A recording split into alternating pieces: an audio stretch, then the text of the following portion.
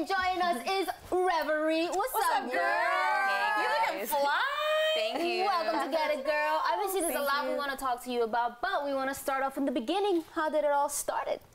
Well, ever since I learned how to spell, basically, I've been writing poems and short stories. I've always been into poetry and hip hop since I was a really small child. Right. And then when I was in junior high, I discovered underground hip hop, which basically means all the hip hop that's not on the radio.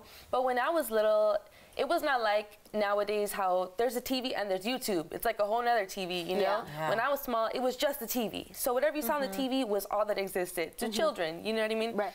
And so when I discovered underground hip hop, it was actually on the LA channel. The first artist I ever saw was Murs. And I was like, wow, this guy is so dope. Yeah. How come he's not on the radio? He's better than everyone on the radio. Yeah. And so I was like, wow. So that was the first person I got introduced to. And then I told my big brother about it. And my brother was like, oh, have you heard of Immortal Technique and Atmosphere?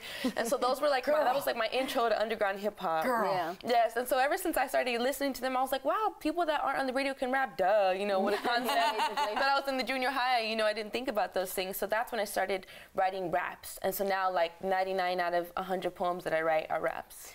What about any female artists that inspired you in the hip-hop industry?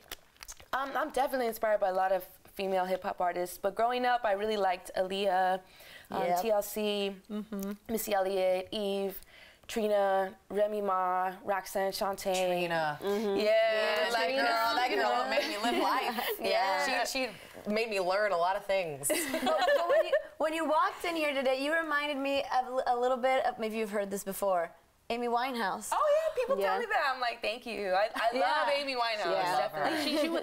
I didn't start listening to her until I was like in high school, I think. But she was definitely a big influence on me as a person, as a musician, as a woman. So how do you feel it is for a woman to stay feminine when you rap?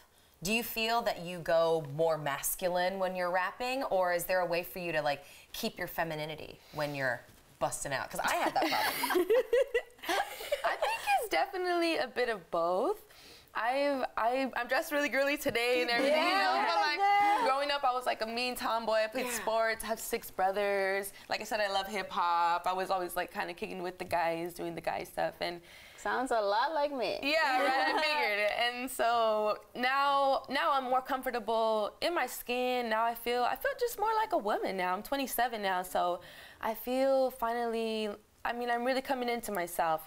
I'm kind of late, but better That's late so than never. interesting, because it's almost like you're saying that your confidence through the rap game is kind of what's given you your womanhood. Do you know what I mean? Like really kind of going, yeah, I'm a woman, hear me roar. Yeah, it kind of is like that. And one thing that I dealt with in the beginning of my career, before it was a career, when it was just a hobby, was definitely, I would hear a lot of men in the game say, oh, it's cool that you rap and you're like fully clothed, because all those female MCs are just when they get half naked and blah, blah. And I was like, yeah. And then I was like, I got tired of wearing beanies and sweats and a big shirt to my shows and matching Nikes. Not that that's a bad look. It's a really cute look when girls rock that. But I started feeling like it wasn't me anymore, you know? I started performing on stage. Yeah, I was like 19 when I started performing. Now I'm 27, so like my fashion, everything has evolved, and I'm a woman now, and I guess I finally was able to get over that criticism and from men that don't like strong women who are confident in their sexuality. You know, that's really what it is. Now that I'm older, I see that. But so And yeah, we confuse this idea with for fashion or something else, or negativity even. We have a game. It's more of like a challenge for you, okay? Yeah. It's called Medieval Hip Hop. We're gonna recite the lyrics of a hip hop song in like old English style, and you're gonna try to guess what song it is. Anna. Let's start off with me. Okay, you ready? Some say the blacker the berry, the sweeter the juice. I say the darker the flesh, then the deeper the roots. Tupac. Yes! Okay, here I go. The 22nd of loneliness, and we've been through so many things. I love my man with all honesty, but I know he's cheating on me. Oh, yeah. TLC. Yeah, girl. Okay, you ready? I just want to chill and twist a lot. Catch suns in my 745. You drive me crazy, shorty. Oh, I know it's hard. You ready to keep going? Yeah, keep going. Girl, it's easy to love me now. Would you love me if I was down and out? Out? Okay, 21 questions? Yes! 50 You are Cent? good! You're the first one to ace. Okay, so this is challenge.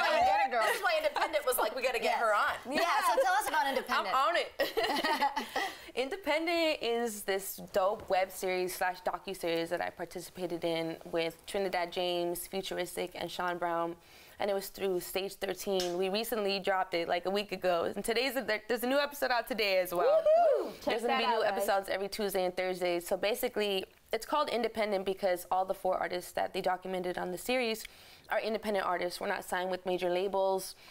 And we're just in charge of everything we do, you know, from the way we dress to who we work with, to where we tour, to what we talk about in our lyrics, to the beats we rap on. Everything is fully under our control. And so basically what they did is they just documented our lives, our everyday lives. Like, I think what I do is boring and normal, you know, but people, when I tell people what I do in my day, they're like, oh my God, that's so cool. You're like problem solving all day, you know? And like, I guess I am. Before we watch a snippet of a music video that you have, I just wanted you to tell us what you like to rap about. Or what do you like to sing about? I guess I like to rap about everything, but what I tend to rap about most is about my life. And a lot of my music is autobiographical, and I guess I get the most urges to write when I'm going through something negative or a challenging situation in my life or a heartbreak or a death. Just, I tend to write more when I'm stressed because my music is a form of therapy for me. It's always been like that since I was small. That pain. And it's still like that to this day.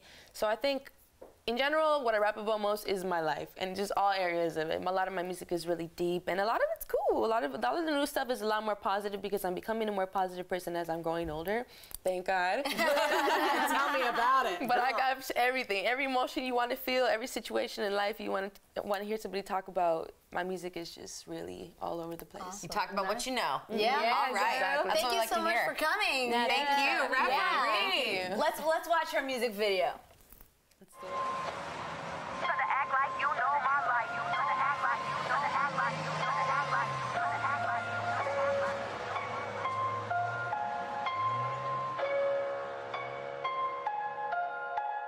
Everybody wanna tell me what to do, like they know what they talk about, ain't got a clue. Try to act like you know my life, might know yours, but you don't know mine.